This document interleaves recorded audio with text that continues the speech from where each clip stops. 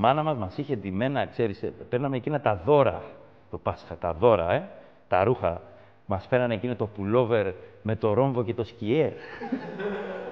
Δεν έχω δει χειρότερο πουλόβερ που πάντα ένα στο χωριό το φόραγε και το χωρίς πανέλα από μέσα. Πέθαινε, ήταν έτσι. Τι έγινε, έχει λίγο κρύο. Το Αμπίμπας. Είχαν πάρει φωτιά τα παπάρια με σε λέει άπ, έτσι. Ή Λακόστιλε μου είχαν πάρει Πάσχα. Λακόστιλε. Δεν είχε κροκοδιλάκι, είχε ένα αρμαντίλο, έτσι. Πήγαινε ανάποδα να μου πάρει την ψυχή, δεν πήγαινε μπροστά. Και τέλος πάντων με τα χίλια ζόρια φτάναμε στο χωριό. Έφτανε σε εκείνο αυτό το οίκημα που είναι και καφενείο και τράπουλα και αρνί και κολόμπαρο και πανηγύρι. Και κουρίο, ναι, το έχω δει που έρχεται. Θα έρθει η κοπέλα να μας κουρέψει. Και είναι όλοι χάλια, οι μπαρμπάδες.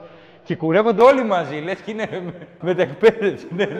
Ήρθε η κουμπέλα, με έκανε καλά. Κουρεύονται και έχουν κάτι ελιές, κάτι σημάδια στο κεφάλι. Εδώ βάρεσα παλιά, μια χαρά, δεν φαίνεται τίποτα. Γινόντουσαν όλα και ένας δίπλα έβλεπε τον Ολυμπιακό και άλλος έπαιρνε χώρο κολόμπαρο. Τι κάνεις, μωρό? Πρώτη φορά μαγαζί, τι κάνεις? Σουτάρε ρε μαλάκα.